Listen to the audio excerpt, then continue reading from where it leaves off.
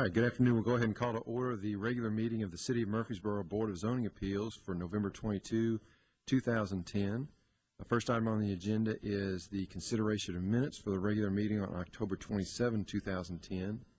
And those minutes have been included with our agenda materials. Are there any changes to those minutes? If not, those minutes will stand approved as presented, and we will move on to new business. First, we'll take variance requests, and the first application there is application Z 10063 by Mr. John Callow of the City of Murfreesboro Community Development Department for Mr. Jimmy T. Randolph, requesting a 14-foot variance of the minimum required 30-foot front setback for principal structures in a residential single-family RS8 zone. And this is for property located at 217 Kerr Avenue. Mr. Blumley, if you review that for us, please. Yes, sir. Thank you, Chairman Rogers. Good afternoon, Chairman Rogers and members of the Board of Zoning Appeals. The first item that we have on the agenda today is for a 14-foot front setback variance for property located at 217 Kerr Avenue, which is located east of downtown and south of East Main Street. The subject property contains an existing house, and as you recall, in years past, we've had applications to our Community Development Department using federal funds in order to tear down existing single-family homes that are dilapidated and just not very structurally sound. Mr. John Callow with our Community Development Department is working with the owner of the property, Mr. Jimmy Randolph, on removing the existing house and rebuilding a new house on the property. I believe the last one that the last similar request that we had in like this from our Community Development Department was located on North Spring Street. The lot is actually large enough to where a house could be built on it without any type of setback variances. But Mr. Callow, in working with the Planning Department, is attempting to build a house that will be harmonious with the existing neighborhood. As you'll recall, we've had a number of rebuilds occur in the existing older parts of downtown, in which the houses were built long before zoning ever came into play in Murfreesboro and were built closer to the street than our existing setbacks would allow. In the RS8 zoning district in which this property is located, there's a 30-foot front setback. And what Mr. Callow is going to attempt to do is to build the new house approximately in the same location, the same distance off the front property line as the existing house is right now, which will be very similar to the existing houses on that block of Kerr Avenue. And I'll show you the aerial photo of that block. And there is Mr. Randolph's existing house. As you can see, this row of houses, while there's not an even spacing from the front property lines for these houses, most of them are closer to the road than 30 feet. And what we want to avoid is to have a situation like we've had in the past before we became more vigilant of this issue, to have a house rebuilt under our existing setback regulations and have it pushed back so far that it sticks out like a sore thumb, so to speak. Staff believes that the subject lot is a good candidate for a front setback variance, although a single-family home could be built on this lot without any variances. The Community Development Department makes a concerted effort to build in harmony with the existing homes in the older parts of the city. After visiting the subject property, staff observed that most of the houses in the immediate vicinity are indeed closer to the front property line than 30 feet. In addition, this request is generally consistent with the recommendations of the Manny Avenue Comprehensive Plan, which is used as a planning tool for the subject area by the Planning and Engineering Department, as well as the Planning Commission and the Board of Zoning Appeals. The plan identifies the subject property as being in the Patterson Park Revitalization District. And with regards to the Patterson Park Revitalization District, the plan recommends as a key design standard reduced front setbacks to better relate homes to the street. It recommends a minimum front setback of 15 feet and a maximum front setback of 25 feet. The applicant is requesting a 14-foot front setback variance, which would put the house 16 feet off the front property line. The plan noted that in many instances, the suburban zoning requirements that are currently in place are not conducive to redevelopment of the older, more urbanized areas of the city. If the board approves this application, staff recommends the following condition. A surveyor will be required to help lay out the footing of the building, and a surveyor's certification must be provided that the building is in compliance with the action of the BZA, as well as all other setback requirements. And before we open up the public hearing, I've got a few photographs to show you.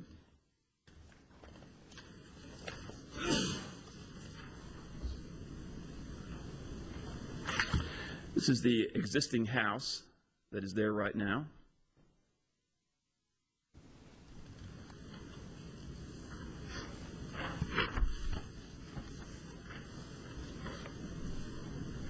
This is looking south on Kerr.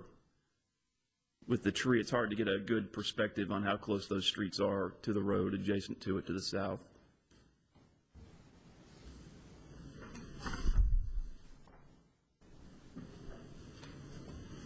And this is looking north on Kerr. There's the subject house, and looking further to the north. Mr. Callow is going to use a similar architecture as he has used in previous houses. This is the existing house that they built at 803 North Spring Street.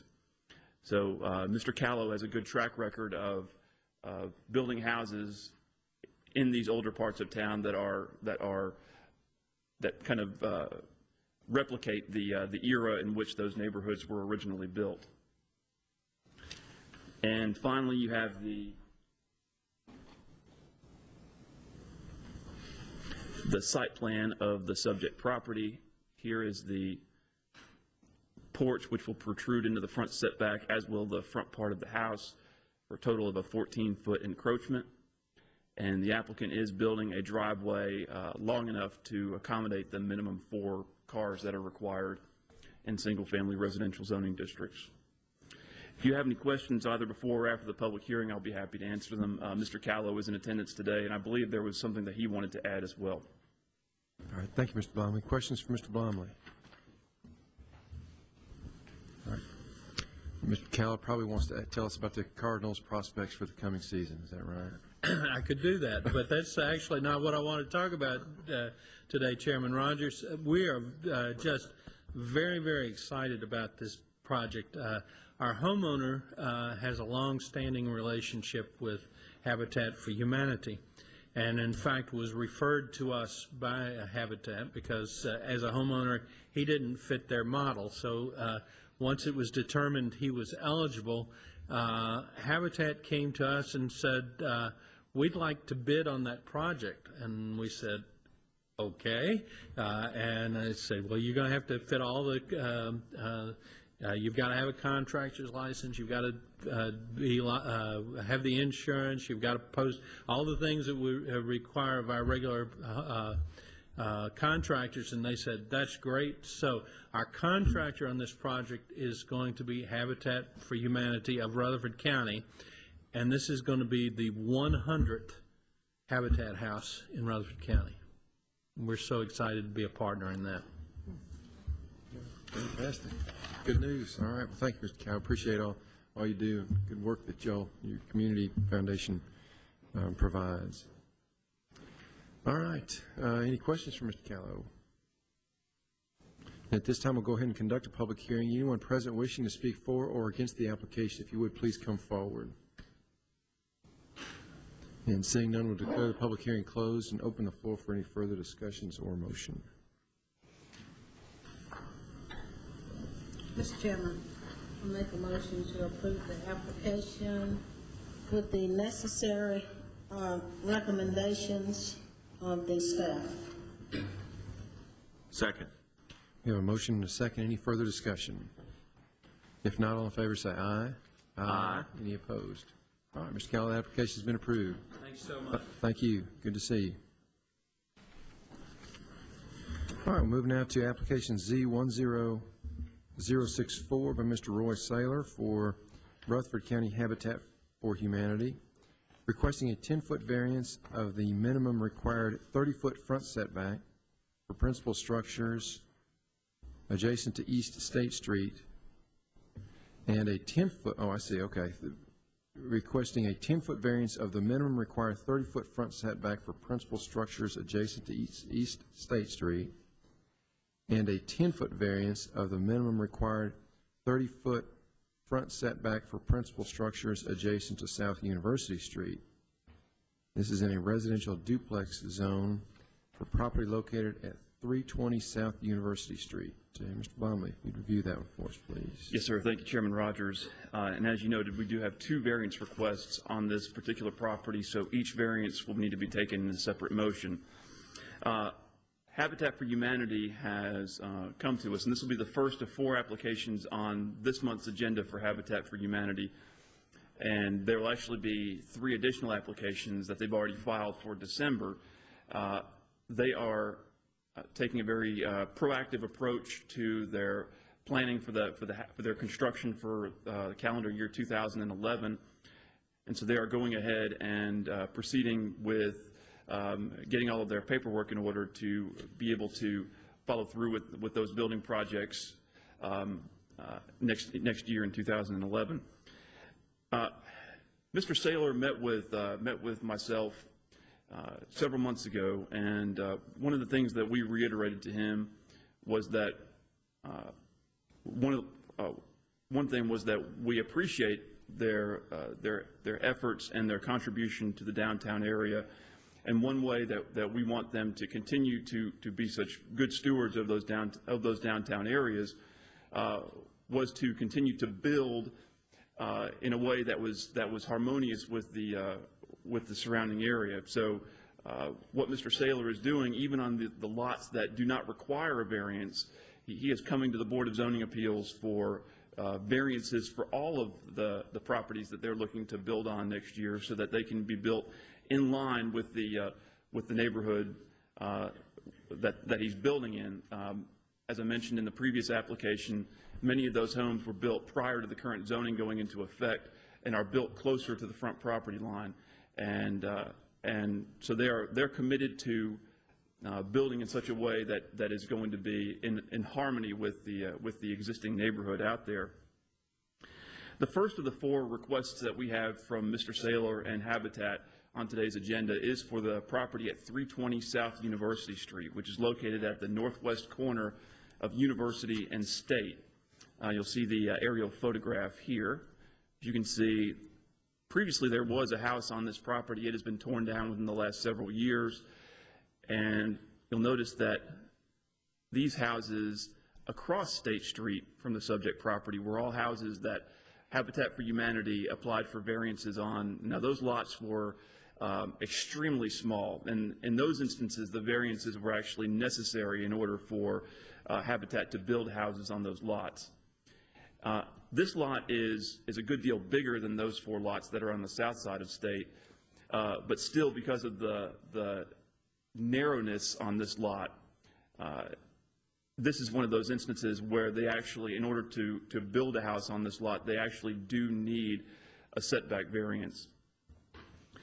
The lot is approximately 55 feet in width, and with it being in the RD zoning district, there is a 30-foot front setback off of both University and State. So with a 55-foot width and a 5-foot side, a 30-foot front setback and a 5-foot side setback, that only leaves a 20-foot wide building envelope, and their narrowest house plan is 24 feet. So unless they were to find another house plan or somehow reduce their narrowest one by 4 feet, they need a variance in order to build on this lot.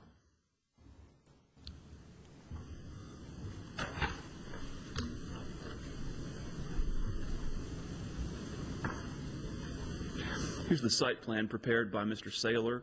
As you can see, they are proposing to build 20 feet away from the southern property line along East State, and that would be 10 feet into the required 30-foot front setback along East State. And they're also proposing to build 20 feet away from the South University front property line, which would also be 10 feet into that front setback. They will not need any any variances along the northern property line or the western property line.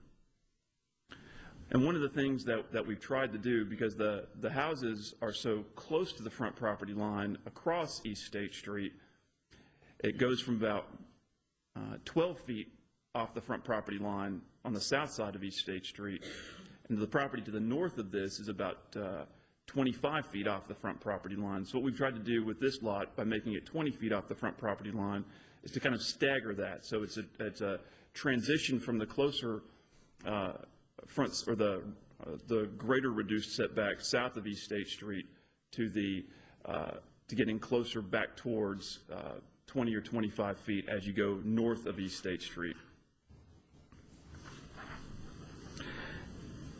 Staff believes this is a good candidate for a front setback variance for the reasons that were outlined for the previous application. This request is consistent with the Manny Avenue Comprehensive Plan. And with that being said, I'll be happy to answer any questions that you may have. I do have some photographs.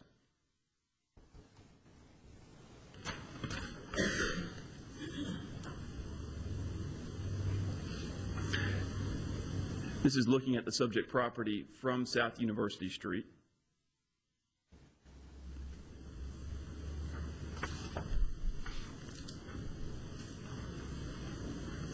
This is looking south on University. You see, these are the habitat houses that were constructed with setback variances last year or the year before. Those are on very small lots, and you can see they're about 12 or 13 feet off of the front property line on South University.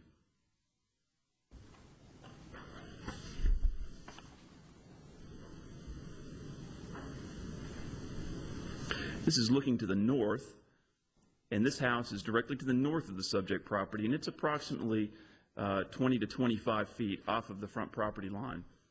So what we're doing, as I mentioned, is trying to transition from the homes on the south side of East State Street to the homes on the north side of East State Street, which gradually will get farther and farther away from the street. And that's how we arrived at the 10-foot setback variance.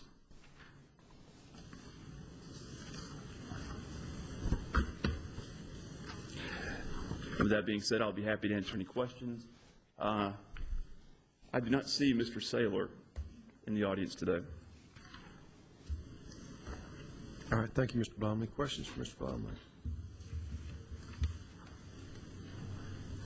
All right, thank you. At this time, we'll go ahead and conduct a public hearing. Anyone present wishing to speak for or against this application, if you would, please come forward.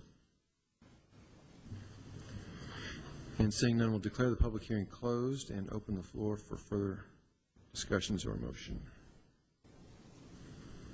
Chairman Rogers, I'll make a motion that we approve the variance request with respects to the 10-foot variance of the 30-foot front setback, subject to staff comments.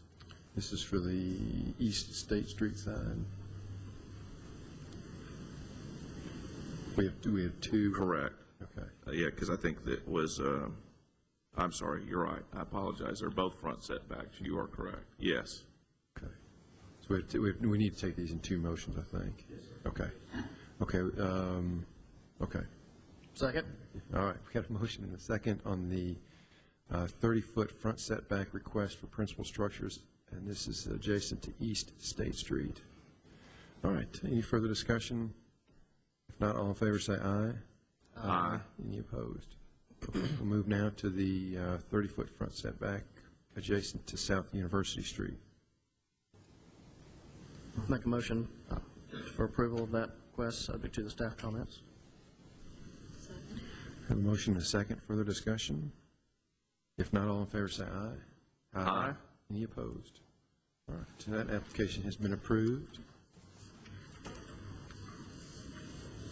We'll now take the second application for Rutherford County Habitat. This is application Z10065 by Mr. Roy Saylor for Rutherford County Habitat for Humanity, requesting a 10-foot variance of the minimum required 25-foot front setback.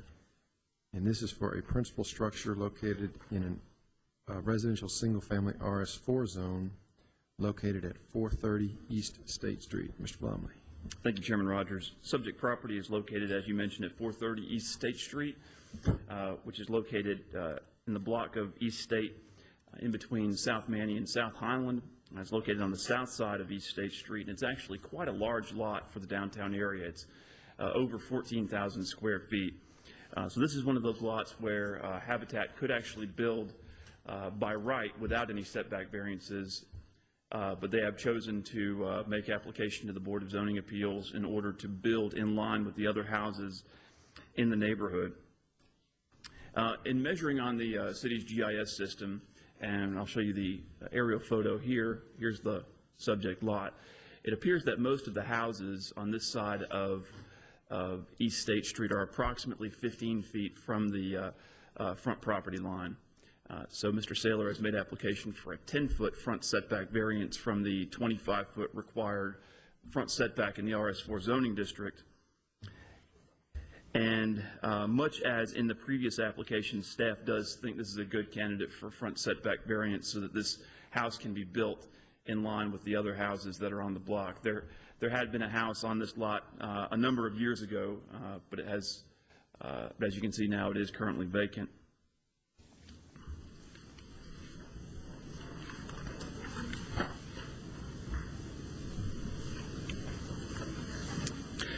And I would note that Mr. Saylor and Habitat do not have a specific house plan for this lot because at this point they don't have, I don't believe they have the prospective family for this lot and the house plan chosen. As I mentioned, they are essentially for some of these lots, the ones where they are not far enough along to have a family chosen or a house plan chosen. They are essentially trying to set the setback parameters so that they know where they cannot build the house on that lot. But as you can see, what he has done here is on his site plan has drawn what he calls the typical Habitat home, which is one of their typical house plans, and he has just set the front of that house on the proposed 15-foot setback line. If the board approves this application, staff recommends the following condition, which is the same as in the previous applications.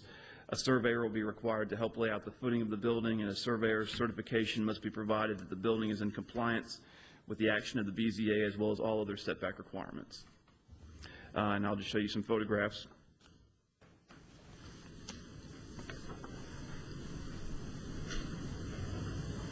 This is looking at the existing vacant lot. As you can see, it is a rather sizable lot.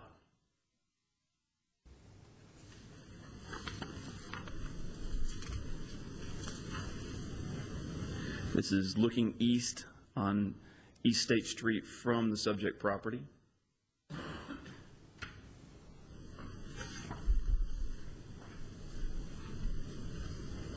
And this is looking west on East State Street back down towards South Manny Avenue. As you can see, the homes are about, as I mentioned, 15 feet from that front property line. I'll be happy to answer any questions either before or after the public hearing. All right, thank you, Mr. Blomley. Questions for Mr. Blomley? At this time, thank you, Mr. Blomley. We'll conduct a public hearing. Anyone present wishing to speak for or against this application, if you would please come forward. And seeing none, we'll declare the public hearing closed and open the floor for any further discussions or motion. Mr. Chairman, I'll make a motion to approve the application with the necessary conditions that has been set by the staff. Second. Motion and a second. Any further discussion? If not, all in favor say aye. Aye. Any opposed? All right, that application has been approved. We'll take the third application by Rutherford County Habitat. This is application Z10066 by Mr. Roy Saylor for Rutherford County Habitat for Humanity, requesting a 10-foot variance of the minimum required 25-foot front setback for principal structures in a residential single-family RS4 zone. This is for property located at 435 East State Street. Mr. Blomley, if you'd review that for us, please. Yes, sir. Thank you, Chairman Rogers. The aerial photo that I have up on the screen should look very familiar because it's the exact same aerial photo that I had up for the last application, because essentially it's right across the street from it. This is 430 East State Street, which we just looked at. The subject property in this application is 435 East State Street. And much like the one that was across the street, this is a lot that Habitat does not actually need a variance in order to build on this lot. They're doing it in order to keep the house in line with the adjacent houses on this block of East State. As you can see, in looking at this block of East State on the north side, a number of these homes are actually pushed even closer to the front property line than what the applicant is asking for. There's a little bit of everything as far as setbacks go, but most of them are about 15 feet or less to the front property line. The applicant has made that 10-foot setback variance request in order to reduce the required front setback from 25 to 15 on the subject property. And much as in the previous applications, this is one that staff feels is a good candidate for front setback variance.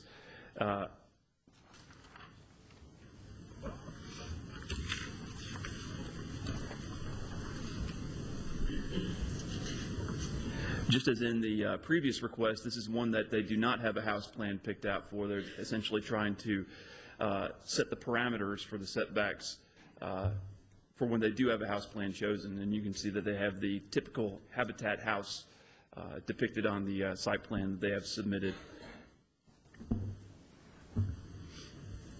And all of the requests that are before you today from Habitat, staff has made sure that they do have enough parking to meet the minimum parking requirements in our zoning ordinance.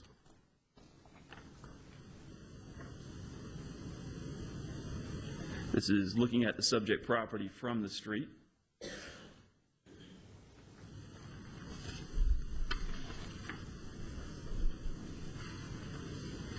This is looking east down East State Street. And you see, as I mentioned, the house that is directly to the east does appear to actually be closer to the front property line than 15 feet.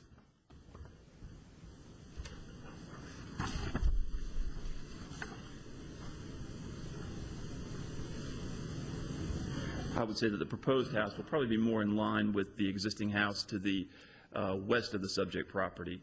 As you can see, it's roughly 15 feet from the front property line.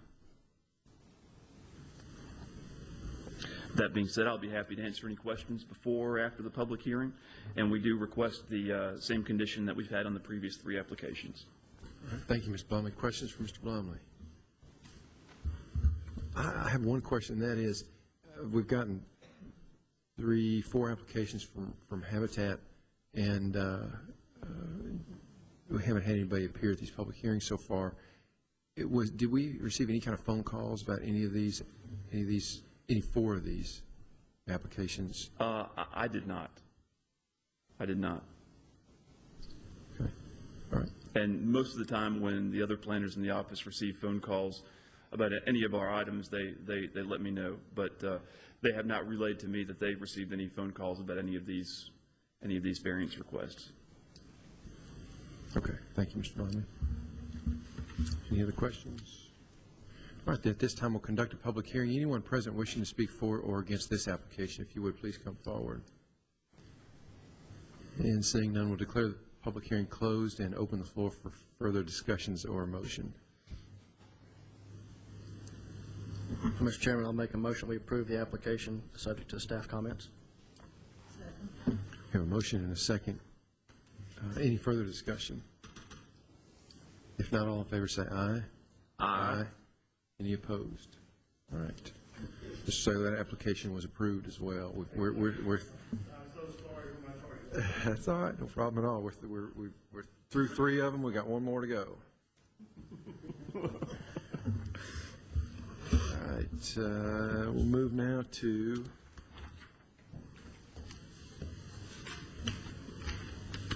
application Z10067 by Mr. Roy Saylor for Rutherford County Habitat for Humanity, requesting a 15-foot variance of the minimum required 30-foot front setback for principal structures in a residential multifamily RM16 zone. And this is for property located at 511 East Sevier Street. Mr. Blumley, if you'd review that one for us, please. Thank you, Chairman Rogers. Subject property, as you mentioned, is located at 511 East Sevier Street, which is on the block of East Sevier just to the east of South Highland Avenue.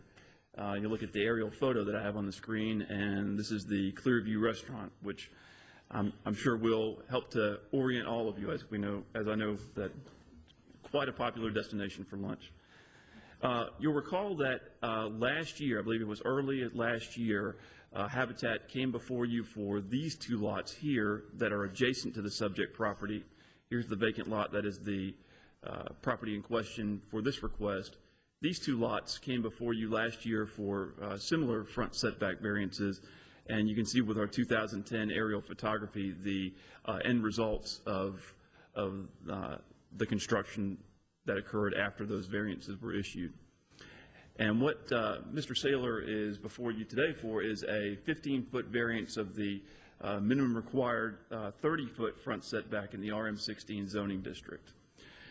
And this particular request is one that if he chose a different floor plan, he might be able to fit a house on this lot, but the depth of this lot is such that it does make it difficult to build a house with the lack of depth on this lot. So not only is he requesting the setback variance in order to build in line with the adjacent houses, but he is also requesting the setback variance because it would make it easier for Habitat to be able to build a house on this lot.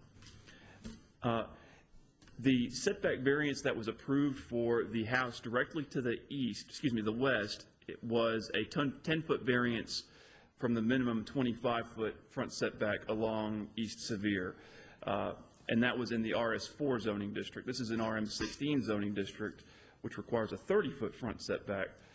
And here Mr. Saylor is asking for a 15-foot variance so that both this house and the house directly to the east would both have 15-foot front setback variances. So he's attempting to build in line with the lots that were before the Board of Zoning Appeals last year. Now the houses that are directly to the, I believe these are actually apartments. The apartments that are directly to the east are very, very close to the front property line. And so it would, essentially be very difficult to build in line with those, but at least this will keep this, the proposed house on this lot in line with the existing house to the west.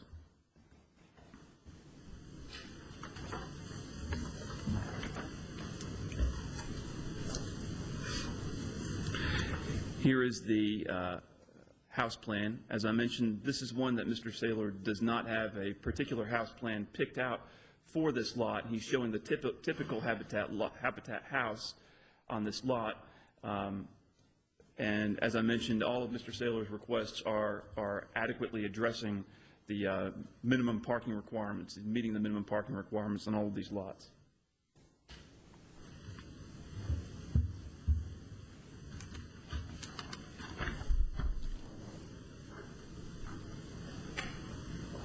This is looking at the subject property from the street.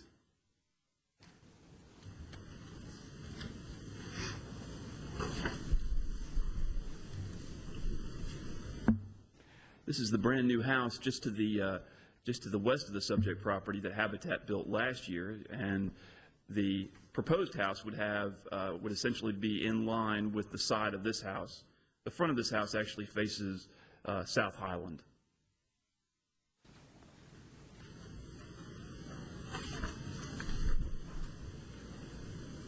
And this is looking east down East Sevier. As you can tell, those apartments that are to the east of the subject property are very, very close to the front property line. With that being said, I'll be happy to answer any questions. We do recommend that the same condition that we've recommended on the previous 4 applications, and Mr. Saylor is here if you have any questions for him. All right, thank you, Mr. Blomley. Questions for Mr. Blomley? All right. Mr. Saylor, anything you'd like to add to this application? All right, then at this time we'll conduct a public hearing. Anyone present wishing to speak for or against the application, if you would please come forward. And seeing none, we'll declare the public hearing closed and open the floor for further discussions or motion. Chairman Rogers, I'll make a motion that we approve the 15-foot variance subject to staff comments. All right, I have a motion and a second. Further discussion? If not, all in favor say aye. Aye. Any opposed? All right, Mr. Saylor, that application's been approved, as were the preceding three, so you're in good shape. You're about 1,000 a day.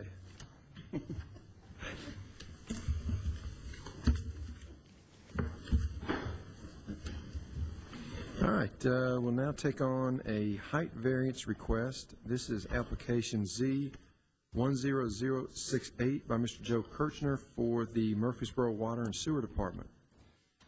He is requesting a 119-foot variance of the 75-foot maximum permitted building height in a heavy industrial zone in order to allow a 194-foot tall structure, which would be an elevated repurified water storage tank.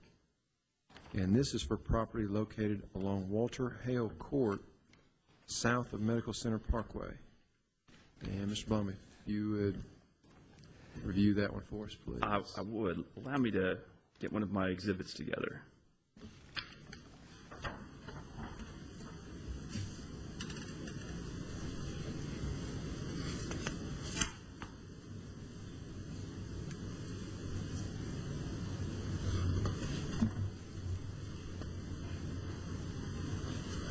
Okay. Thank you, Chairman Rogers. This item, as you mentioned, is along Walter Hale Court, south of Medical Center Parkway. Many of you might not know where Walter Hale Court is. It's kind of a remnant of Manson Pike that was made a small cul-de-sac during the Medical Center Parkway construction. And I'll show you on the overhead here. So here's Medical Center Parkway as it goes across the railroad tracks. And you'll recall there used to be a railroad crossing there on Manson Pike. And when Medical Center Parkway was constructed, this, which is Hanson Court, and this, which is Walter Hale Court, were actually made just small cul-de-sacs off of Medical Center Parkway. So both of these cul-de-sacs I just mentioned are actually off of Medical Center Parkway right as you go over the railroad tracks. This one is actually west of the railroad tracks. The city has a piece of property that actually extends from Walter Hale Court all the way up here, all the way down to here. You can see the limits of the property. The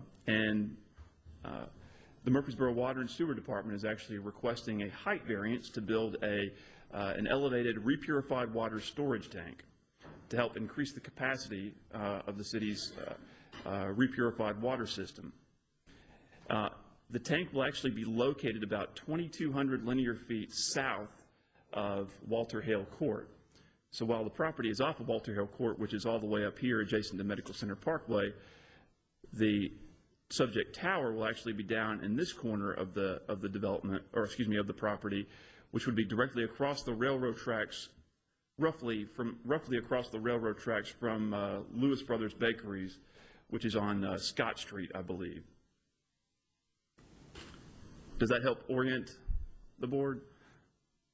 Where's the Sportsman's Club? It would be way on the other side of the property, wouldn't it? You know what I'm talking about? I do. I can't place exactly where that is. It looks like it would have butt on the left side there. It would be just a little, looking at that picture, it'd be on to the left just a little bit. Yeah. And the Stones River runs, is it Yes. property boundary run the Stones River there? Yeah, the western boundary of the property is the Stones River, and directly across the river from the subject property is Old Fort Park. Is there a greenway in that area? Yes. Yes, and I will bring your attention to the fact that I do have a large color exhibit provided to us by the Water and Sewer Department on your desks, if that may help you out.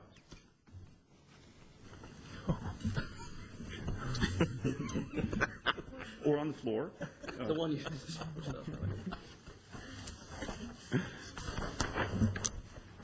Just made it a poster later. It's Suitable for framing.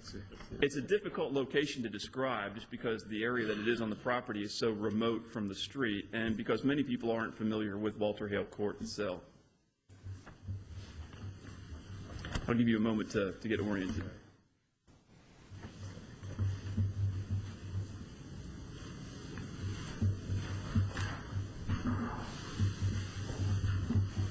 Okay. The subject property is not located in the Gateway Design Overlay District. The applicants are looking to build, as I mentioned, an elevated repurified water storage tank, and that would be considered a public building. And in the heavy industrial zoning district in which it is located, a public building is allowed by right. So just as a kind of a preface, I'll say that they are not requesting a special use permit for this water tower. They are only requesting a height variance, and the tallest point of the tower would be 193.5 feet above grade. And we've advertised the request at 119 feet, 119-foot variance to the 75-foot maximum permitted building height, just to round that up so that to give them six extra inches for 194 feet if needed. As I mentioned, the property is located in the heavy industrial zoning district, and the uses that are located around it. If we could go back to the aerial, as I mentioned, it's bordered by the Stones River and its floodway on the west side. Now, the tower will not be located in the floodway. It will be located just outside the floodway. The subject property is pretty wide open at its northern end, but as you see, as you get down towards the southern half of the property, it's very, very densely wooded. And the applicants have purposely chosen the southern portion of that property, not only because it's in a relatively industrial area, especially across the railroad tracks, but also because there is an existing dense stand of trees in that area which will help to conceal its location. And as I mentioned, Lewis Brothers Bakery is across the railroad tracks. Here's the railroad tracks and the bridge on Medical Center Parkway that crosses the railroad tracks. And there are a number of industrial uses here along Scott Street and Dashiell Street and Ridgely Road, the area that's just off of West College Street.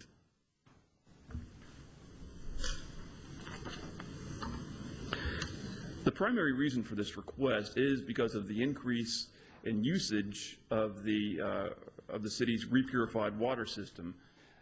As many of you know, the city has extended repurified water lines in the Gateway area, or what we call the Gateway area, so that potable water is not being used to irrigate landscaping, and actually using repurified water after it goes through the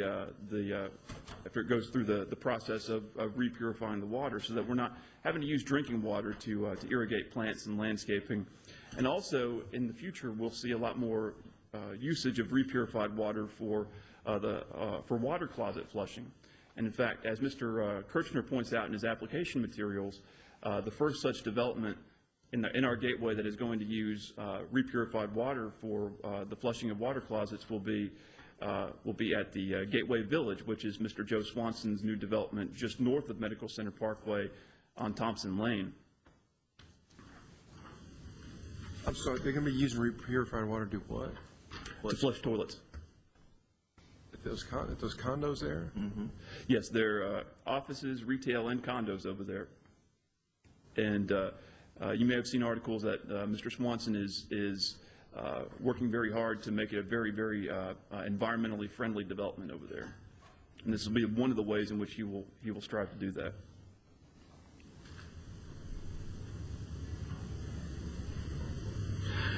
There will be a paved access drive coming in from Walter Hale Court, go all the way down to the southern end of the property, and there will be a fenced-in area for kind of fenced-in compound for the water tower itself.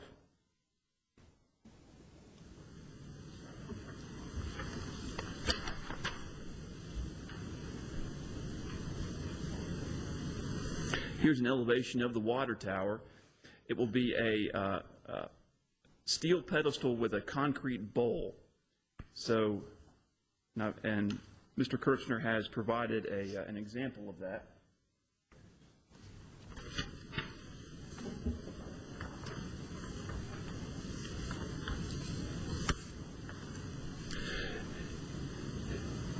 When the tower is constructed, this is the type of construction that you could expect to see.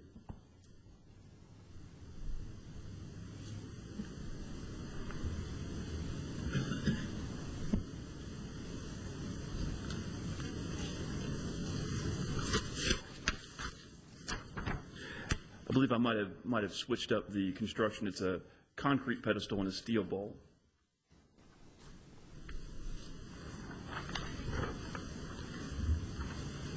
I've got some photographs of the area. This is looking into the subject property from Walter Hale Court. It's a little bit of a flag lot with a driveway sticking out to Walter Hale Court.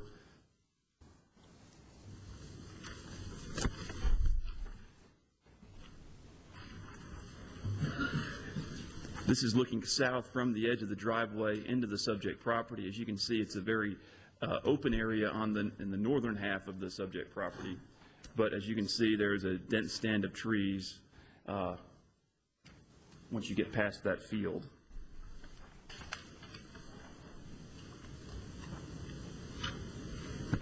This is looking at the general vicinity of where the tower will be constructed from across the railroad tracks. This was taken from just north of Lewis Brothers Bakery. You see there's the railroad tracks and the trees on the city's property across the railroad tracks.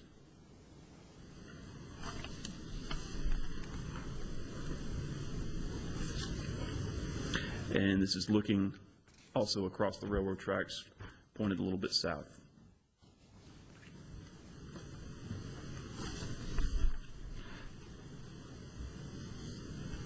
Finally, to give you an idea of what's across the railroad tracks, this is looking back at Lewis Brothers Bakeries, which will be across the railroad tracks from the subject property.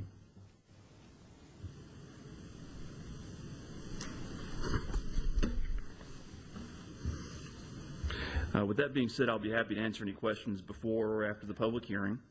And if the board approves this request, staff recommends the following condition.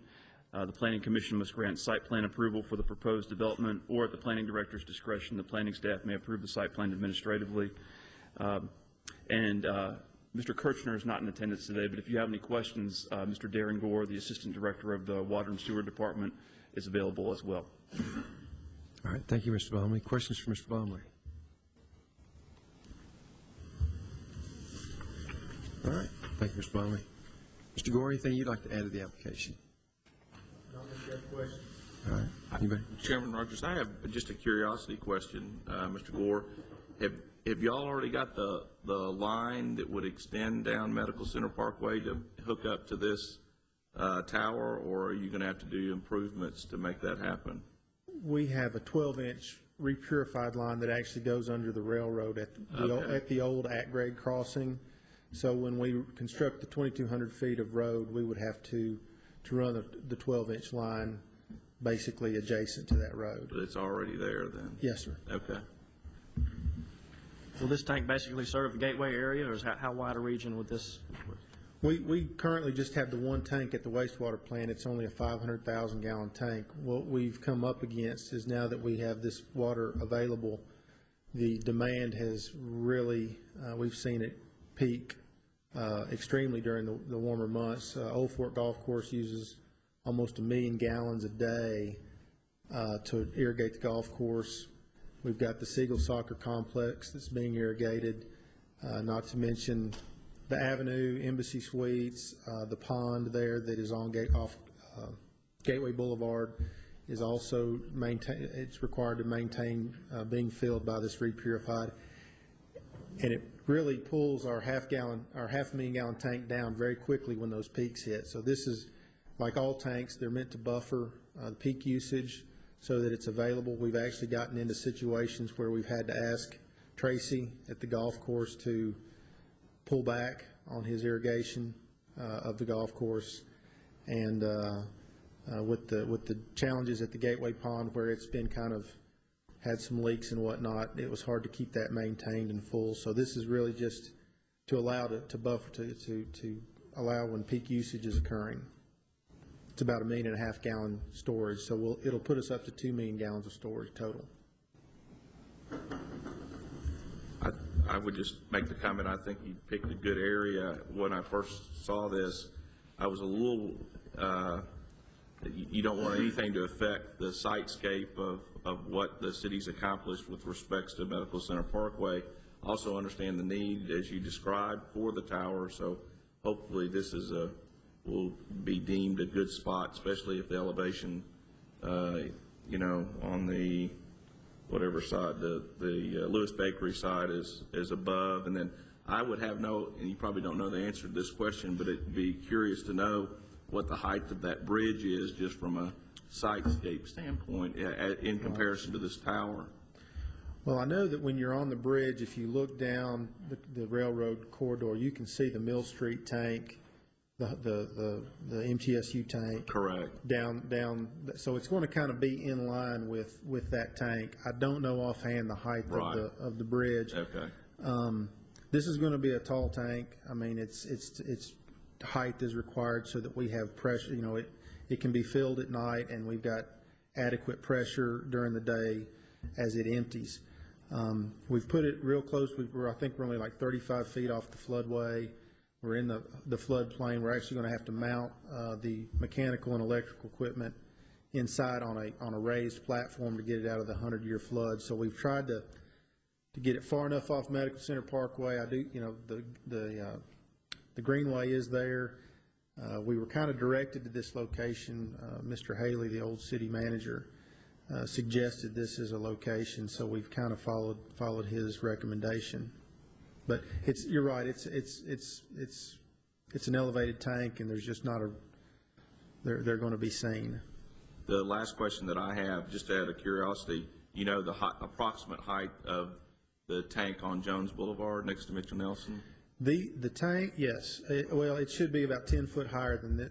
When you say Jones Boulevard. Well, the one next to Mitchell Nelson. Yeah, it's going to be, and I don't know the height per se from ground elevation, but all of our repurified tanks are 10 feet lower than our potable tanks. Okay. So that we don't have a condition where the repurified has a higher pressure that we could push that into the potable system. The potable water is always going to be of a higher pressure, so that if there's any leakage, the potable is going to push into the repurified, and we won't have a reverse condition. Interesting.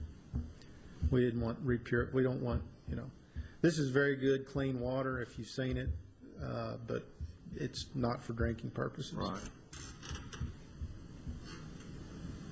And you're currently feeding the entire repurified system right now through just one tank there off Thompson Lane? Yes, there at the wastewater plant. Now, we do have obviously a constant flow through the wastewater plant. The problem is when everyone goes to bed and there's no usage. You have the flow at the wastewater plant goes down to a trickle. So we can fill the tank during night when there's nobody's using it, but the flow coming to the plant is also very slow. But first thing in the morning, Tracy actually irrigates my understanding, he irrigates from 8 p.m. until 4:30 or 5 in the morning. So he's the one user that's using it at night. And we've run into situations where plants had to call out at the golf course and ask them to back off because we didn't have enough flow, and the tank had been already drained.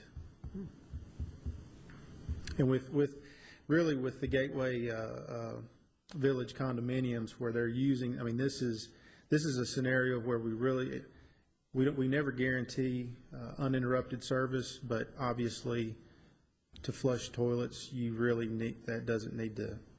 don't need to interrupt that service. That needs to, the Gateway Village condos has been really put this on the fast track because we don't want to run short on them. Okay. Good. Thank you, Mr. Gore. Thank you.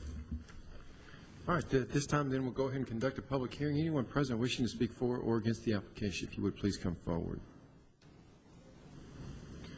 Seeing none, we'll declare the public hearing closed and open the floor for further discussions or motion. There is no discussion. I'd like to make a motion that we approve the height variance request, subject to any and all staff comments. Second. All right, we have a motion and a second. Any further discussion? If not, all in favor say aye. Aye. Any opposed? All right, Mr. Gore, that application has been approved. Thank you. Thank you very much.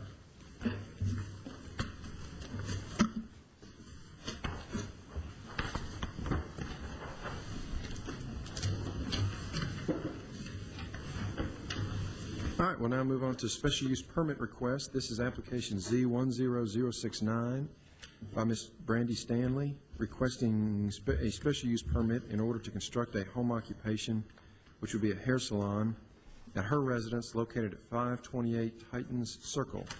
This property is located in a residential single-family RS8 zone. Mr. Baum, if you'd review that one for us, please. Yes, sir. Thank you, Chairman Rogers. Subject property, as you mentioned, is located at 528 Titans Circle, which is located in the Villages of Savannah Ridge subdivision, which is just to the south of the Savannah Ridge subdivision, which is along the east side of South Church Street. And we'll pull up the aerial photograph to get you oriented a little bit. There's the subject property there, which is located on the northwest corner of Titans Circle here and Goddard Court here. The subject property directly to the west is property that is zoned as a planned commercial development. Baker Story McDonald is the owner, but that has not yet been constructed, and it directly borders South Church Street. Subject property, as you can see, is in a single-family residential subdivision. As it is zoned RS8, home-based businesses in the RS8 zoning district that have customer traffic coming to and from it, such as a hair salon, are required to get a special use permit from the Board of Zoning Appeals. So the applicant has made her special use permit request in order to be able to operate a hair salon out of her home. She currently has a hair salon in a commercial location, and she's looking to relocate her salon into her home.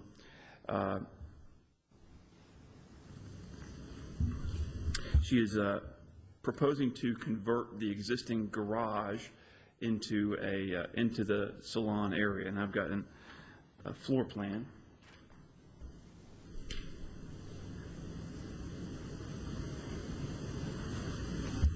The total square footage of the garage is 475 square feet, which is less than 25%, which is less than the maximum 25% that a home-based business can take up in a residence.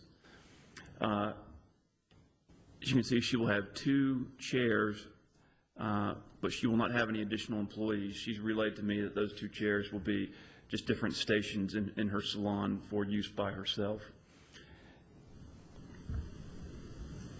And as you can tell by that floor plan, she will be adding a restroom as well. I believe the additional restroom is a requirement of the State Cosmetology Board. She will be required to be licensed by the State Cosmetology Board and meet their licensure requirements as well. Here's a closer aerial photograph of the subject property. Here is Goddard Court as it goes north from Titans Circle, and there's Titans Circle. The house faces this way, and there's currently a 2-car width driveway, and it is about 36 feet deep, as I scaled from our aerial photograph, and which is generally, depending on the size of the vehicles, generally enough to get 2 cars deep in that driveway. Typically, we require 18 to 20 feet of depth per vehicle. So for typical size vehicles, that would be enough to have 4 vehicles park in that driveway. Now she is proposing to add an additional 12-foot area here to widen the driveway by 12 feet in order to accommodate an additional vehicle as well. And you can see that's drawn onto the site plan. And the existing garage is what is in the hatch marks, and that is what will be converted into the salon area.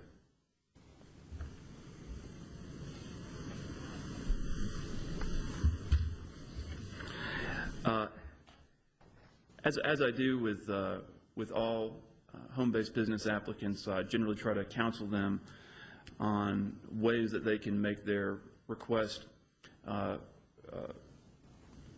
mitigate any kind of negative impact. So typically I will ask the applicants to only have clients come visit by appointment only, and Ms. Stanley has committed to that in her application materials. In addition, set a maximum number of client visits per day, and she is requesting a maximum number of 7 client visits per day. And her days of operation would be Monday through Friday, and the hours of operation are proposed to be 9 a.m. until 7 p.m. As I mentioned, she will not have any additional employees. The request meets the maximum square footage requirements.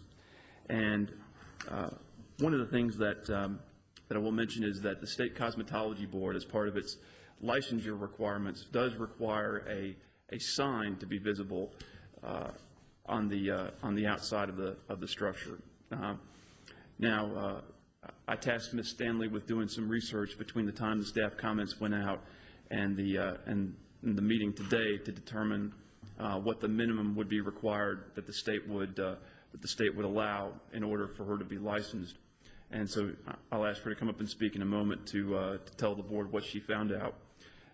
But she is requesting the ability to attach a sign to her house in order to meet the state licensure requirements. Now, the zoning ordinance limits the size sign that can be associated with the home-based business to a sign that is no bigger than 3 square feet, and it must be attached to the house. So I think Mrs. Stanley has indicated that all the signage that she wants for her home-based business is the minimum that will be required by the state. And she can correct me if I'm wrong, but I think that if the state didn't require a sign, she would not want to have one there.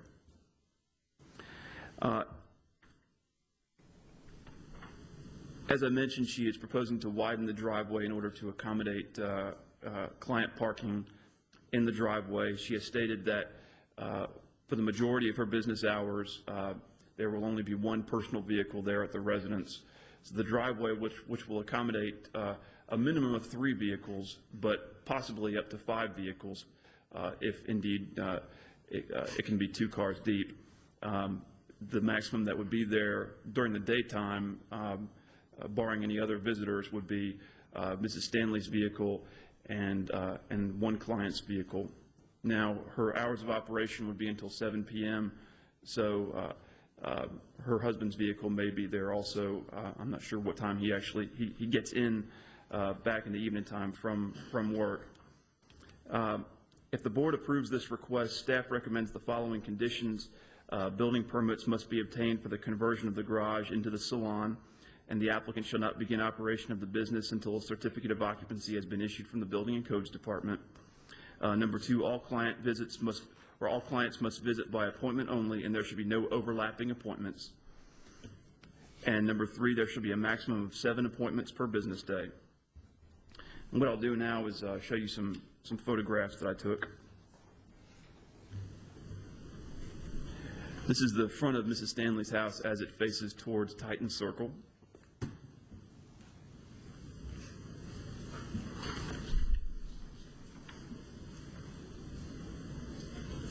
This is looking looking east down Titan Circle from Mrs. Stanley's house.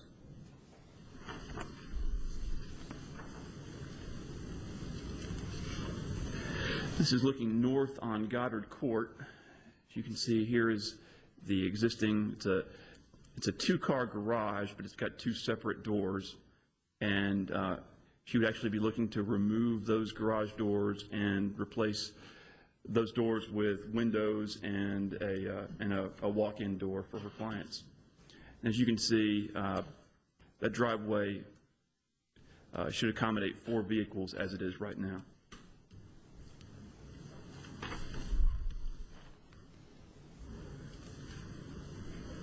This is looking west on Titan Circle back towards South Church Street.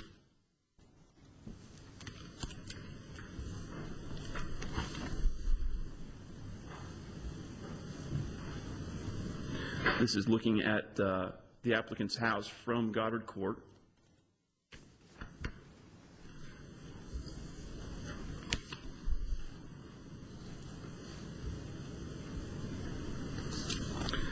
And what I was attempting to do in this picture was try to show you the area where she would be expanding the driveway, widening it by 1 car width here.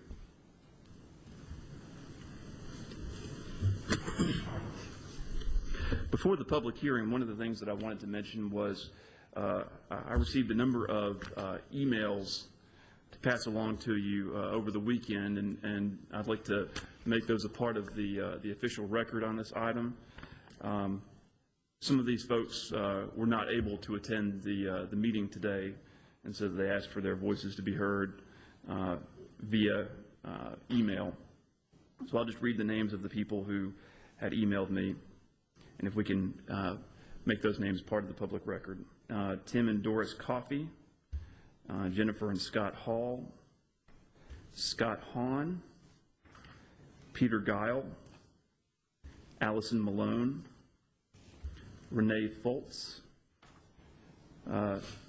Josh and Joey Lee Harris, Charlie B. Dahan, JBB, Sharon Dalton, Brian Roy, Melissa Dahan, Conan Clark, Cortland Coleman, and Carol Moliterno.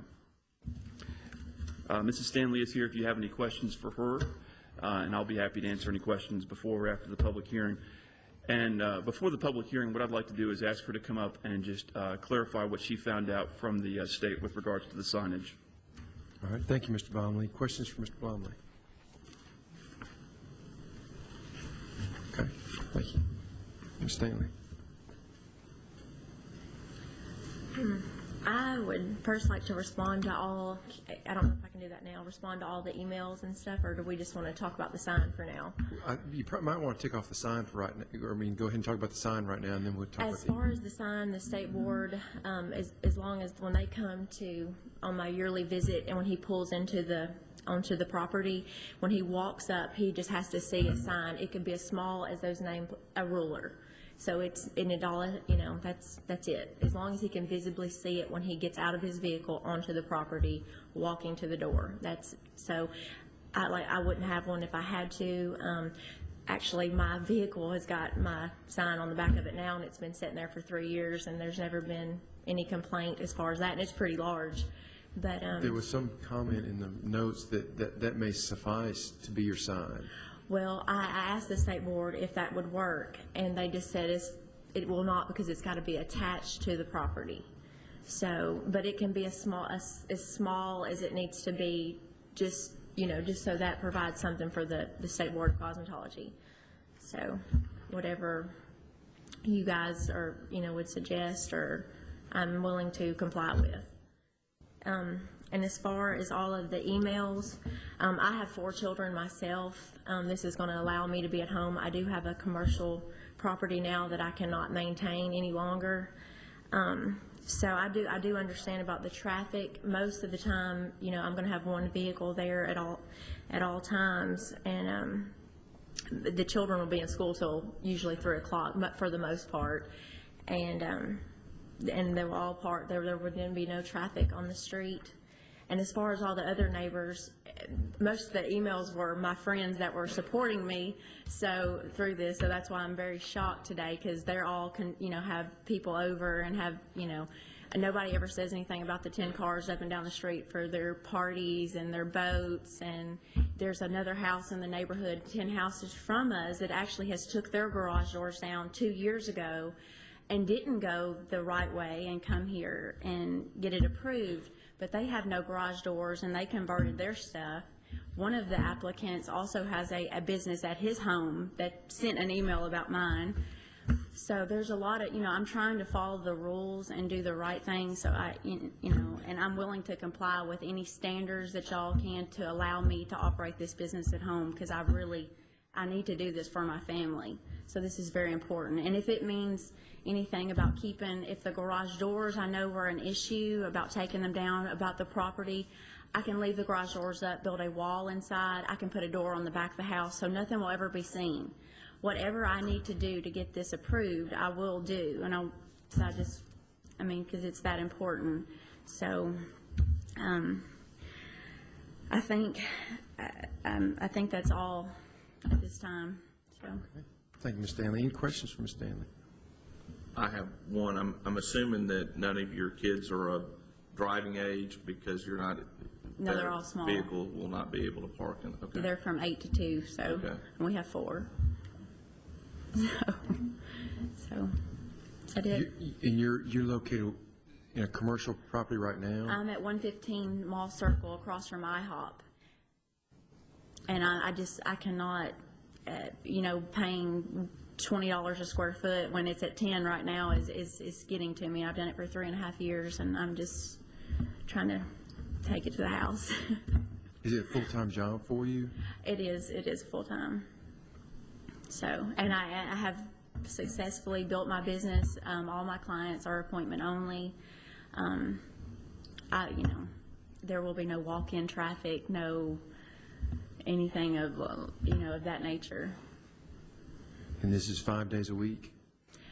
Usually 4, but I said, we stated in the thing, Monday through Friday, just, if we need to space it out more days, less clients, I'm willing to do that. I'm willing to do whatever, reduce the hours, reduce the clients. At this time, that's what I need to do. Okay. Okay.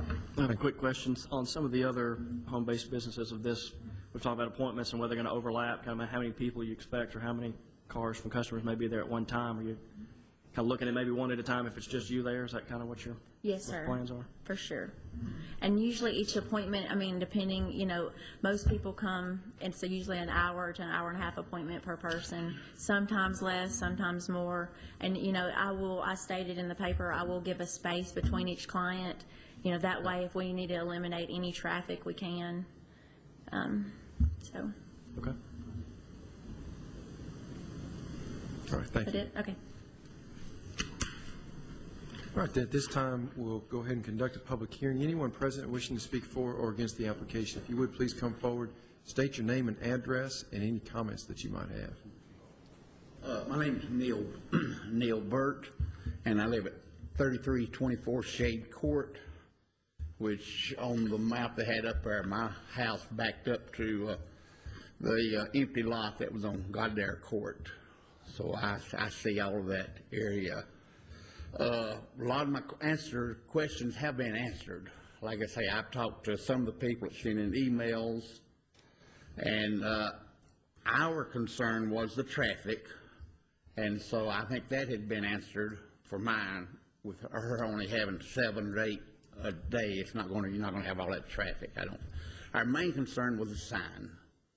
And I hear that the state is wanting her to have a sign, but my objection, and the ones I talked to, was no sign on the property. I know she's got the card and said that's fine, that card's been there, no problem with the sign and all. But that is my objection right now, no sign on the property. Yes, I'm aware that other people has home business in the area, whether they came through the channels or not, but there's no sign, you'd never know it as far as being advertised. The signage is my objection. I prefer no sign on the property or the house. But thank you. All right, thank you, Mr. Burton. Any questions? I have no problem with a home, working at home. I have no problem with that. It's just the signage part. All right, thank you, sir. Anyone else?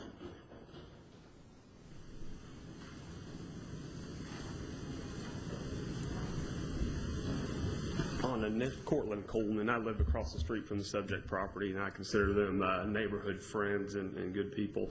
On initial hearing about basically this property, I was opposed to it. Mainly, I'm a realtor. I live across the street, and with the location of this property, my main opposition, not even over the sign, was the finishing of the garage. The restrictions of the neighborhood basically required there to be a 2-car garage, and through conversations today, I think they showed that they're open to potentially leaving the garage doors. The house would look, aesthetically the same as all the other homes in the neighborhood. The traffic's never really been an issue. Once again, I live right across the street from this property. As long as the parking is off-street into the driveway, once again, I would support them on that. But if there could be some notes made or some promises made that the garage doors would basically remain intact and you would never know that there was a business there, I don't think at that point anybody can make an argument it would hurt values in the neighborhood, resellability of properties, and from there, yes, there has been another property that they finished out the garage in the neighborhood. Me being a realtor and part of the company that originally developed that, I heard a lot of people come to me on that. And the folks, I don't know if they went through the right channels or not, but they're handicapped. So I think a lot of people looked over that. It was also a side entry garage, not located on a corner lot with as much visibility. So I think it just kind of went away, and it's not a business. So that's what was my opposition to this. If they're willing to work with us, work with me and my wife anyway, and leave the garage doors the way they are. Even a small plaque or sign on the side of the property is not an issue with me. Egress, ingress through the back of the property, and I'm okay with it. Okay. Mr. Cohen, I got one question for you. Tell me a little bit, we as the Board of Zoning Appeals don't enforce private covenants, restrictive covenants, subdivisions, but I've said in the past, I think they do tend to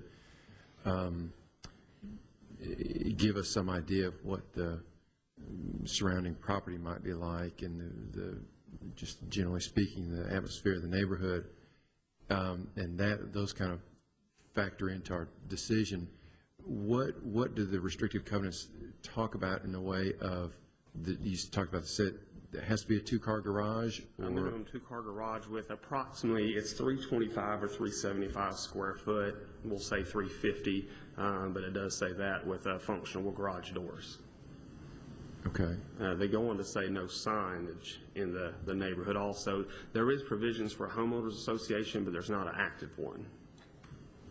But I assume there's a right in every homeowner to protect the covenants in the event that they're violated. So yeah, you would think so, yes. Although it may be approved, if we approve it today, still a homeowner could take action to, if she tried to change out the garage doors, take action to prevent it. Based on what I see now, I'm not an attorney or anything like that. You would think so. Or, at some point there has been talks of a homeowner association being activated in the neighborhood. Although the original reason to put it in there was going to be some common area, and the common area directly across from her house has been kind of absorbed into the commercial aspect of it to be a landscaping buffer around there. So there's really no real reason to have a homeowners association unless just to govern the bylaws of the neighborhood, so to speak. Our neighborhood also has restrictions against parking on the street, and there's, plenty of people that do that here and there. Yes, there's people that complain about it, but is it really enforceable? I really can't say. What about home-based businesses? Is there anything in the covenants? That I read through there, I did not see that. I did not see anything in there about home-based businesses. I did see something in there about signs, and once again, she said something about no foot traffic. I may walk over there and get my hair cut, but that's like I said, my main thing is, and I talked to him about it before we got here, so it wasn't a surprise. I'm more concerned about the value of my home, the ability to sell it, and other people in the area too. So I think by her not removing the garage doors, I really can't see from there, if she sticks to what she said, really any problems with it. Okay. Thank you. Yes, sir, Mr. Burt, let me see if there's anyone else here that wishes to speak for or against the application. And then we'll come back to you, okay?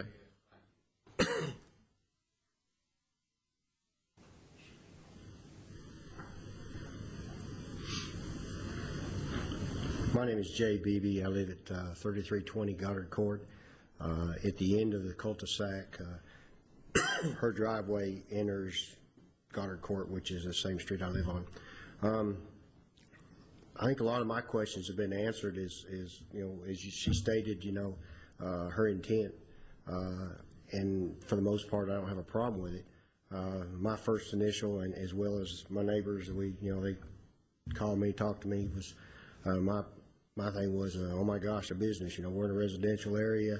That's why I bought there. I've got kids, just about every neighborhood, every house in the neighborhood on Goddard Court has small children. They play out in the road, their bicycles, and it's a dead-end street. There's no traffic. And that was our first concern. The street is tight. It's 24 foot wide. You take an average of 8 foot per vehicle. You get 2 vehicles on each side of the road. And as she stated, one of my neighbors, he has a big family, and usually on the weekends and nights there's 6 or 7 vehicles in front of his house. And it gets kind of crowded. And we always worry about a child running out between vehicles, and if there's a third vehicle coming, there's no room for error. But I think with the way she's proposed it to us,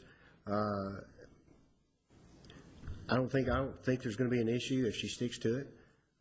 As long as we have a word on that, and it's enforced that, hey, I know my wife goes to get her hair done, and 3 hours later she comes back. She's there, she's waiting on somebody to get a perm, and then they got to do her nails, and that's got to dry. They got to do, you know how all that stuff is. So, as long as that's not an issue where we don't have 3 or 4 cars there at a time, the garage doors, my preference would be to maintain the look of a residential area.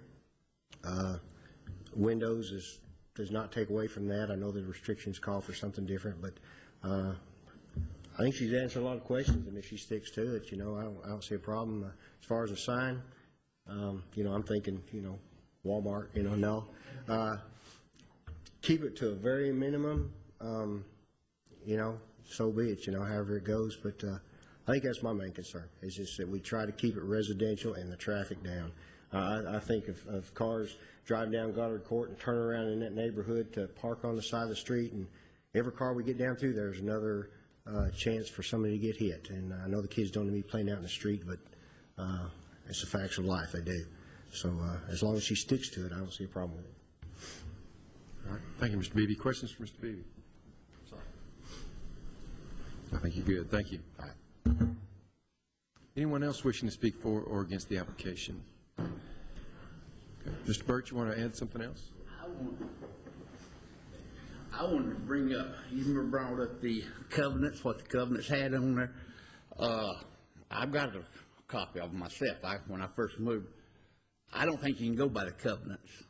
The covenants, anybody does what they want to. Even the developer of the subdivision, he still owns property. He does not even go by the covenants, what the covenants write. So I think the covenants you can throw out. And as far as if you want to say, go by the covenants, was make her put a door in or whatever, or leave the garage. But even when the developer won't even go by, and he wrote the covenants, he won't even go by them.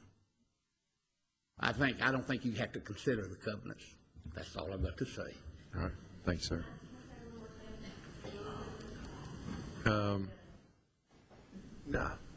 Is there anyone else that wishes to speak for or against the application? Okay, if there's, okay, all right. At this time, we'll close the public hearing and open the floor for further discussions or motion. Question, Mr. Blumley, and I may be wrong on this, and it may not have been a cosmetologist, but my memory serves me correctly that we had an application similar to this, and it was worked out that the sign was actually at the back door. And if the applicant is willing to put the entrance door to this business literally at the back of the house, then the signage wouldn't even be seen at all, except for when the state guy comes into the back door. Mr. Halliburton, I do remember the instance that you were referring to. Is with a realtor. And it's a different state board that governs that. Whether or not the state cosmetology board would allow that, whether or not that would meet their minimum requirements for licensing, I do not know. Okay. What is the plan for entry? Because if they just leave the garage doors, they're going to have to either come in a front door or a back door. There is no main door to the garage. I think what she is, and she may correct me if I'm wrong, because this is something that was just that she and I just discussed for the first time this morning, was that if she leaves the garage door, possibly adding a door from the backyard at the back of the garage, and perhaps I could show it. Assuming that's the garage currently. And Mrs. Stanley, you can correct me if I'm wrong on this, but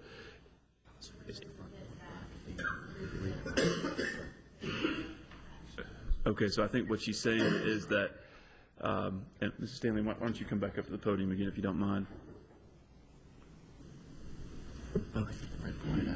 Okay, and if you could, if you were to leave the garage doors, explain to them where the door into the salon would be.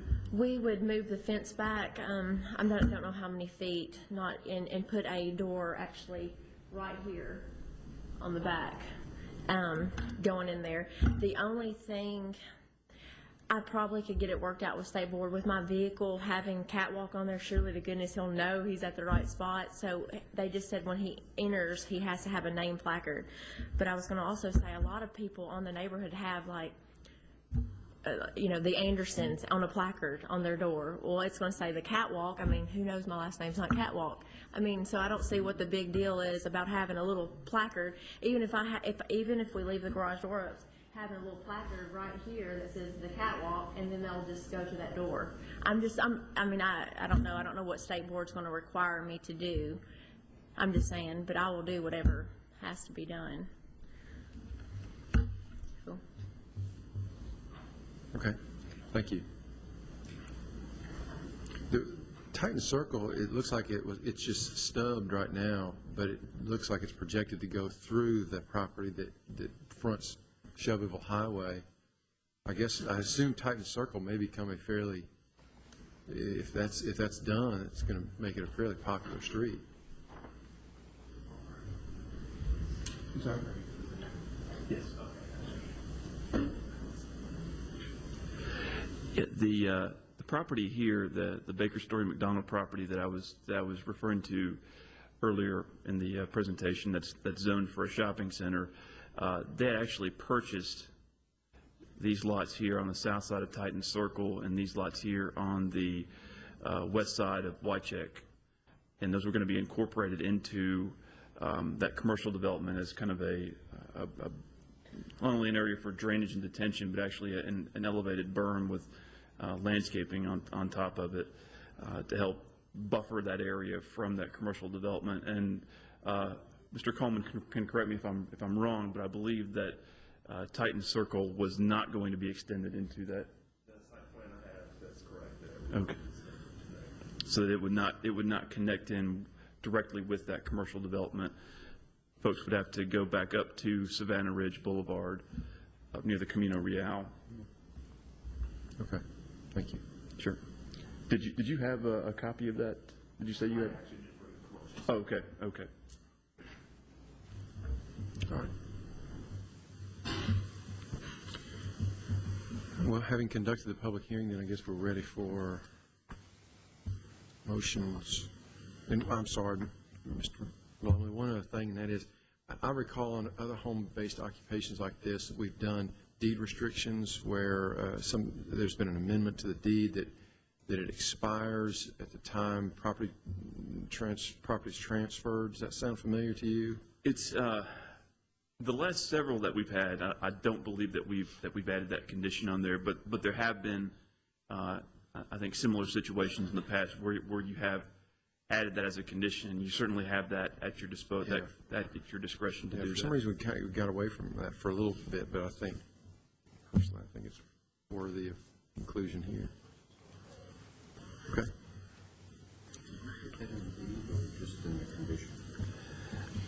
It was a condition of approval that it expired when the ownership changed or when. Right, but then there was also, we did something with a deed restriction. There had to evidence some sort of deed, change the deed. The only deed restrictions I recall are the ones are on the mother-in-law apartments. Oh, yeah. Yeah, you're right. Now, just as if the intent is so that when the applicant no longer resides there, you may want to say when the property is transferred, or if the applicant ceases to reside there, because she may move and could be just still maintain ownership, but have a tenant in there. Okay.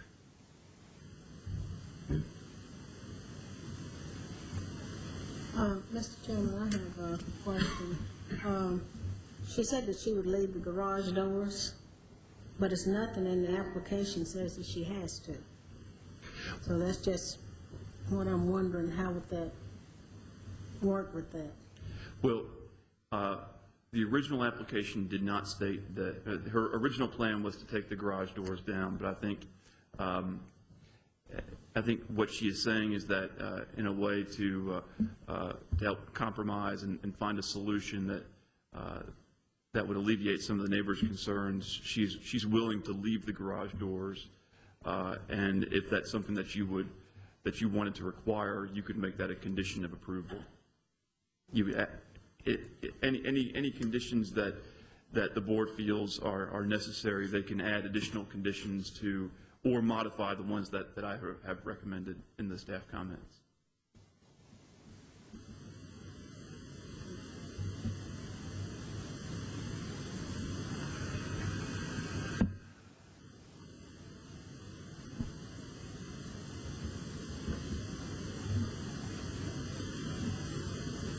I'll start this off. I think when I read these emails prior to you getting up here and speaking with us, I kind of probably had the same notion, I should say, or feeling as some of your neighbors did prior to you getting up here and speaking. I will say that we have approved hair salons in other neighborhoods before. But I look at this as if this was in my own neighborhood, so I would want to do the things that these gentlemen or your neighbors have outlined to try to keep it as less evasive as possible, meaning when you go by this house, it's not going to look like a business, it's not going to act like a business, and it's not going to walk like a business. I understand the signage issue. It sounds like you've got to have the sign in an area where they can come and see it. And I'll make a motion here in just a second and quit talking. But as part of my motion, it will, the condition of approval will be whatever the minimum requirement would be that the state would have, you do, and if they would allow you to do it on the back of the house, that would be part of my motion. The other issue and it hasn't been brought up at all, that I have a little issue with is the time of operation, 9 to 7. That is pretty lengthy in a day's time. That to me sounds like a business that's being open. I know hair salons stay open that late, but there are many businesses that don't. So that's going to be part of my condition, that we're not open that late. So with that, those are my comments, and before I make a motion, I would be willing to listen to any other comments that the board has. I would support your thinking, your line of thinking. I'm okay with those thoughts. Okay. I actually think that we should make it a condition that those garage doors stay up, because if it's not in the application, you can take them down. Right. So I would approve it, under those circumstances, that the garage doors stay up.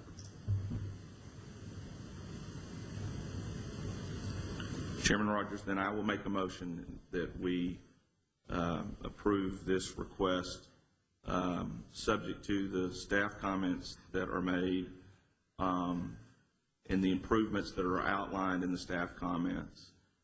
In addition to those comments, that the hours of operation would be 9 to 5, Monday through Friday, that the entrance door of this business be at the rear of the house,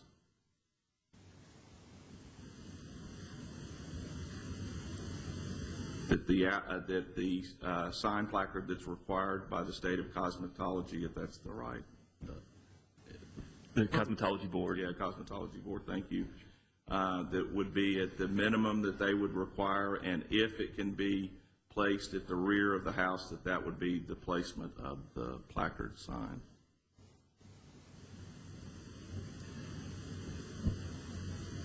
And did you want to include?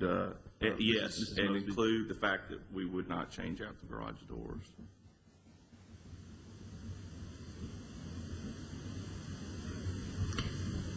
Is that all of them? I think unless somebody can think of. Is any willingness to add to the conditions that the application lapse, or the permit Yes. lapse on the applicant not being a resident of the property, I guess, any longer? That would be fine. I would like to add that to the motion. Okay. All right. Is there a second? Second. All right, we have a motion and a second. Is there any further discussion? If not, all in favor say aye. Aye. Any opposed? All right, Ms. Stanley, your application's been granted. There are a few conditions, but it's been granted. Thank you.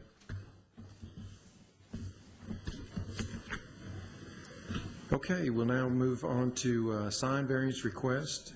This is application S10070 by Mr. Robert Bueller for the Northwoods Homeowners Association, requesting a variance from section 25.25, 24A22 of the City of Murfreesboro sign ordinance, which prohibits a sign placed in or over a public utility or drainage easement.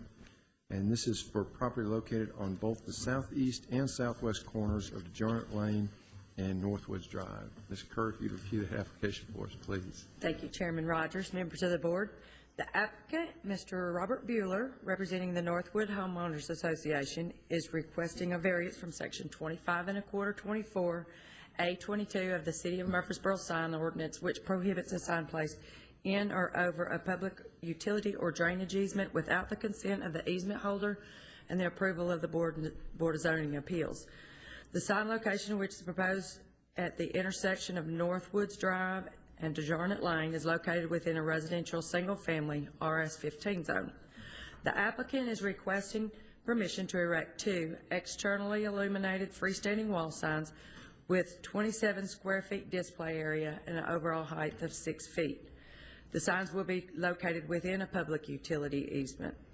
The agreement for a sign in a City of Murfreesboro easement has been signed by the Murfreesboro Water and Sewer Department, the Murfreesboro Electric Department, and the Director of the Building and Codes Department. The current subdivision plat for the proposed sign location is accurate. We had some issues at the beginning of the application process with an inaccurate plat that has been rectified, and a new signed plat has been recorded. The applicant will comply with all other setbacks and regulations. Also, if the variance is approved, the applicant must have the development entrance signage reviewed and approved by the Planning Commission. And during the review process, the applicant will be required to demonstrate that there is a mechanism in place in the form of a recorded HOA documents for the HOA to perpetually maintain the development entrance signs. There are already some existing signage at Northwoods, and those signs on the existing walls will be removed, and they'll just be walls and no longer a sign. And Mr. Bueller is here to answer any questions that you may have, and I'm available to answer any questions. Thank you, Ms. Kerr. Any questions for Ms. Kerr? Thank you. Chairman Rogers, if I may add something too. The applicant and his engineering team have provided to Mr. Ives the Homeowners Association documents, and Mr. Ives reviewed those last week. And so when this goes to the Planning Commission, they have demonstrated to Mr. Ives that there is a mechanism in place for the Homeowners Association to maintain those signs in perpetuity. Correct. All right. Thank you. Mr. Bueller, anything you'd like to add to the application?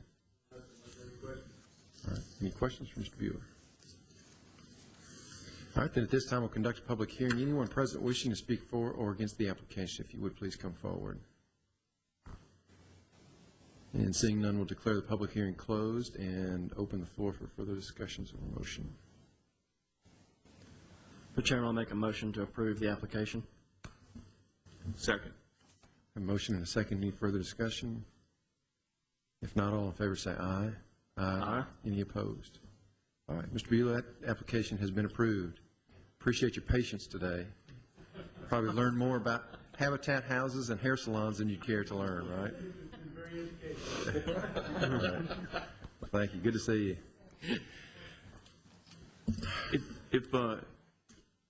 you. We did not get who made the second on that last motion. Mr. Halliburton made the second. Thank you. All right, we are on now to staff reports and other business.